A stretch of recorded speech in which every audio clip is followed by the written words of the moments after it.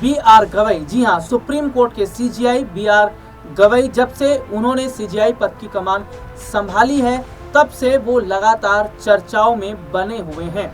तब से लगातार हम देख रहे हैं कि उनको लेकर तमाम खबरें आ रही हैं। और सबसे बड़ी बात है कि सीजीआई पद संभालने के बाद में राष्ट्रपति ने उन्हें एक पत्र लिखा, उन्हें एक चिट्ठी लिखी और उसमें 14 सवाल पूछे गए।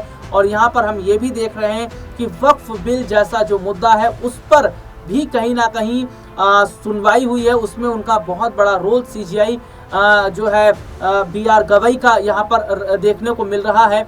और अब एक खबर क्या निकलकर और सामने आई है कि भैया, जहां एक तरफ हम ये देख रहे हैं कि जो फैसले ले रहे हैं वो भी कहीं ना कहीं वो सरकार के उलट नजर आ रहे हैं, लेकिन एक तस्वीर ये भी आती है कि वो भैया बीजेपी के एक बड़े चेहरे की तारीफ भी करते हैं। दूसरी तरफ हम क्या देख रहे हैं कि वो उत्तर प्रदेश के मुख्यमंत्री योगी आदित्यनाथ की तारीफ करते हैं, उन्हें बेहतर सीएम बनाते हैं। तो चल क्या रहा है? हालांकि मैं अपने दर्शकों को जरा बता दूं कि जो सीजीआई है, यानी कि वो एक लंबी छुट्टी पर भी जा रहे हैं। जी हाँ, वो लंबी छुट्टी पर जा रहे हैं और ये जो छुट्टी है वो जुलाई तक की है।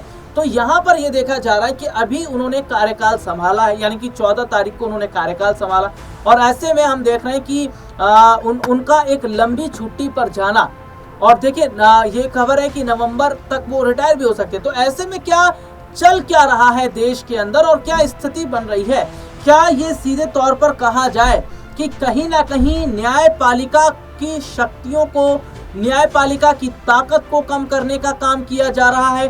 क्या सुप्रीम कोर्ट पर सवाल खड़ा करना, जजों पर सवाल खड़ा करना, और कहीं ना कहीं हम क्या देख रहे हैं कि भैया सरकार का नियंत्रण अब न्यायपालिका पर होता नजर आ रहा है? तो क्या हमारे देश के अंदर ये सवाल खड़ा हो जाता है कि आने वाले समय में क्या न्यायपालिका की ताकत कम हो जाएगी?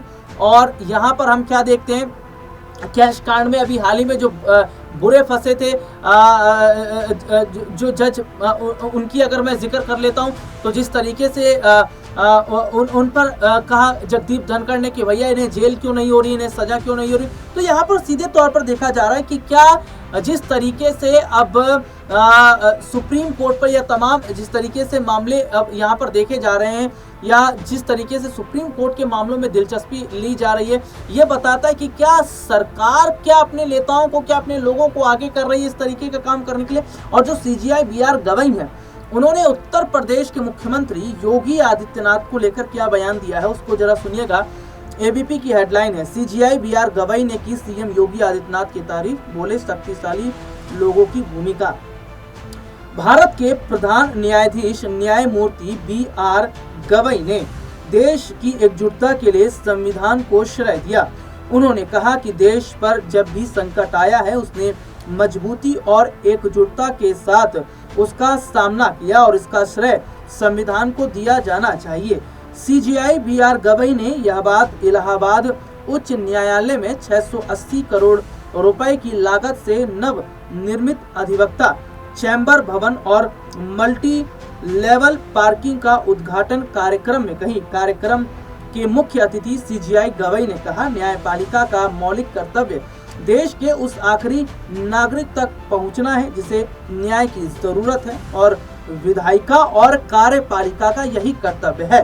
भारत के मुख्य न्यायाधीश बी आर गवई ने कहा, मेघवाल जी कानून और न्याय मंत्री ने कहा कि योगी जी इस देश के सबसे शक्तिशाली और मेहनती सीएम है। मैं कहना चाहूंगा इलाहाबाद शक्तिशाली लोगों की भूमि है।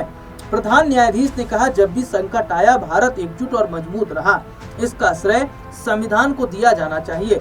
भारतीय संविधान लागू होने के 75 साल की यात्रा में विधायिका, कार्यपालिका और न्यायपालिका ने सामाजिक और आर्थिक समानता लाने में बड़ा योगदान दिया। कई ऐसे कानून लाए गए जिसमें जमींदार से जमीन लेकर भूमिहीन व्यक्तियों को दी गई।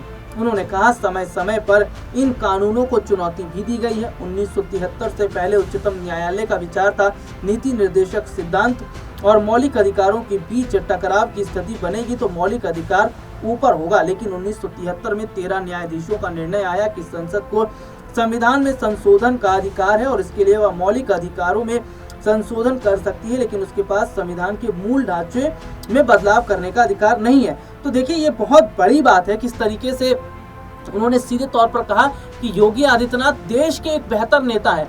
और यहाँ पर हम ये देख रहे हैं कि क्या जो सीजीआई बी.आर. गवई है, देखिए मैं अगर बात करूं तो सूत्रों से मिल रही है जानकारी कि क्या वो सरकार के दबाव में आकर काम कर रहा है, क्या सरकार का प्रेशर उन पर पड़ रहा है, क्या केंद्र सरकार जो है वो लगातार अगर सुप्रीम कोर्ट पर जो दबाव डाल रही है या सुप्रीम कोर्ट के जो जज हैं उन पर जो दबाव डाल रही है। अभी हाल ही में हम क्या देखते हैं कि 3 नए सुप्रीम कोर्ट के जो जज हैं उन्हें शपथ दिलवाई गई है। तो यहाँ पर सीधे सीधे तौर पर क्या सरकार के साथ मिलकर चलने का प्लान तो नहीं है।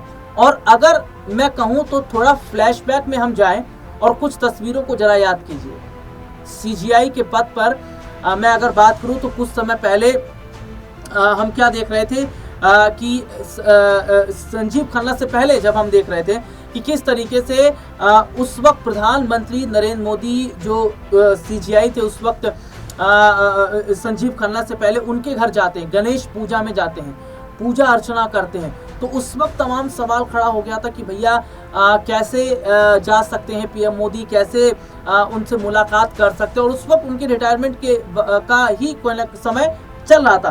तो यहाँ पर ये देखा जा रहा है कि क्या लगातार सरकार ये चाह रही है कि जो सुप्रीम कोर्ट है वो हमारे साथ मिलकर चले। क्योंकि देखिए कुछ समय पहले बीजेपी के जो सांसद निशिकांत दुबे ने क्या कहा था, बीजेपी के जो सांसद हैं निशिकांत दुबे, उन्होंने सीधे तौर पर यह कहा था कि भैया कोर्ट फैसला ले रही है इससे तो यह है कि हमें संसद बंद कर देना चाहिए। यानी कि वो ये कहना चाहते हैं कि भैया जो संसद में बिल पारित हो गया, अगर वो सुप्रीम कोर्ट जा रहा है तो आप उसको हरी झंडी दे दो। तो इस तरीके से उन्होंने कहा कि जब सुप्रीम कोर्ट ही फैसला लेगा तो फिर संसद को बंद कर देना चाहिए। और उसके बाद हम देखते हैं कि सुप्रीम कोर्ट पर सवाल खड़ा करना, जजों पर सवाल खड़ा करना, लेकिन कोई उन पर केस नहीं हुआ, किसी तरीके की उन पर कोई कार्रवाई नहीं हुई है। इसके अलावा हम क्या देखते हैं कि भैया जगदीप धनखड़ भी भड़क जाते हैं कि भैया सुप्रीम कोर्ट को यह अधिकार किसने दिया कि वो राष्ट्रपति से सवाल पूछे। इसके अलावा किरण रिजिजू ये कहते हैं कि सुप्रीम कोर्ट को सरकार के मामलों में दखल नहीं देना चाहिए। तो चल क्या रहा है, क्या सरकार यही चाहती है, क्या मोदी सरकार यही चाहती है कि सुप्रीम कोर्ट जो है, जो जजेस हैं वो सरकार के साथ मिलकर चले? क्योंकि अगर ऐसा हुआ तो फिर तो शायद जो न्याय की प्रक्रिया है वो कहीं ना कहीं थम जाएगी। देखिए सबसे बड़ी बात क्या हो जाती है कि जो न्यायपालिका है, न्यायपालिका जो है वो जो भी फैसला लेती है, जो कोर्ट का फैसला होता है उसको सभी को मानना पड़ता है। और थक हार कर इंसान जब आखिरी दरवाजा न्यायपालिका का खटखटाता है तो उसे यह उम्मीद होती है कि भैया वहां से हमें कुछ न्याय मिल जाएगा। लेकिन ऐसा होता नजर नहीं लेकिन अब ऐसा होता क्या है, नजर नहीं आ रहा है। तो यहाँ पर एक चीज देखिए कि क्या जो सरकार का वाकई दबाव कहीं ना कहीं पड़ रहा है सुप्रीम कोर्ट के जजों पर, सुप्रीम कोर्ट पर, और क्या जिस तरीके से योगी आदित्यनाथ जो उत्तर प्रदेश के मुख्यमंत्री योगी आदित्यनाथ, देखिए इससे पहले अगर मैं बात करूं जब सीजीआई संजीव खन्ना जब सीजीआई थे उन्होंने कहा था योगी सरकार जो बुलडोजर नीति अपनाती है वो ठीक नहीं है और किसी के घर पर भी बुलडोजर चलाना ठीक नहीं है, ये उस वक्त कहा गया था। उसके बाद हम जो नए सीजीआई बी.आर. गवई है उनको अगर स्टेटमेंट देख रहे हैं तो वो योगी सरकार की तारीफ कर रहे हैं। तो क्या अगर इस तरीके से काम करते हैं तो ये संतुलन बनाकर चलने वाली बात होगी? और क्या सरकार ही यही चाहती है कि जो सुप्रीम कोर्ट के जो सीजीआई हैं वो हमारे साथ मिलकर ही चले? और क्या इससे वाकई न्यायपालिका जो फैसला सुनाती है या जो माना जाता है कि भैया कोर्ट फैसला निष्पक्ष सुनाता है, कहीं ना कहीं इसमें फिर संदेह देखने को मिलेगा? आज के लिए कहीं आपसे फिर दोबारा मुलाकात होगी, तब तक के लिए इजाजत दीजिए।